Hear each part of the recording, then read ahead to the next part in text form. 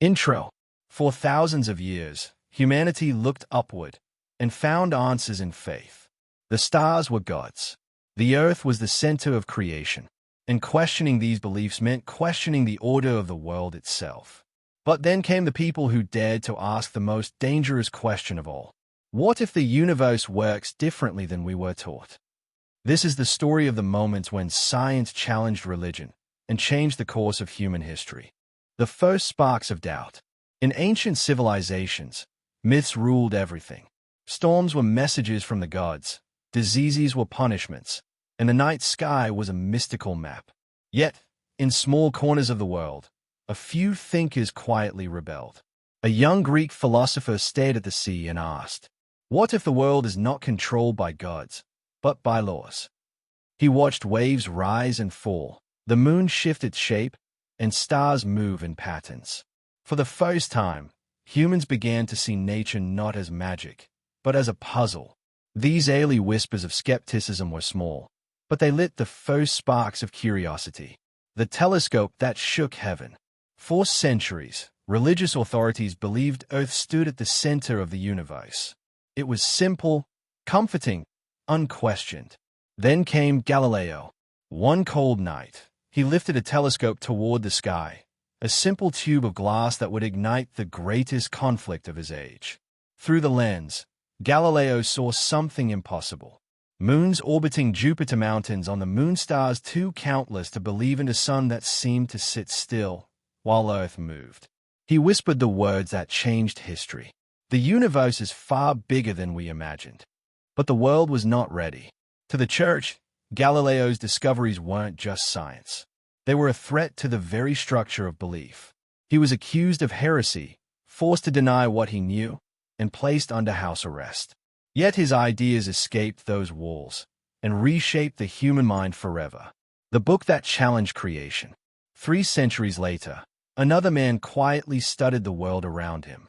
His name was Charles Darwin. On the remote Galapagos Islands, he observed finches with different beaks, tortoises with unique shells, and creatures shaped by their environments.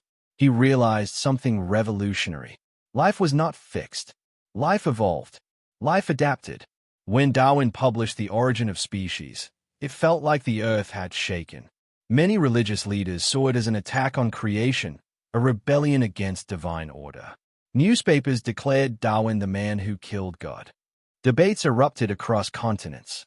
But the evidence grew, piece by piece, fossils, DNA, geology, forming a story far older than humanity could imagine. Evolution didn't destroy faith. It revealed the breathtaking complexity of life. The universe's first breath. In the 20th century, scientists uncovered something even more shocking. The universe had a beginning. Ironically, this idea came from a Catholic priest, Georges Lemaitre, who proposed the Big Bang Theory. At first, even scientists rejected it. Too religious, they said. Too much like creation. But as telescopes advanced, cosmic evidence became undeniable. Galaxies expanding. Cosmic microwave background radiation. The fingerprints of a universe born in a single flash of creation. Religion and science had collided again.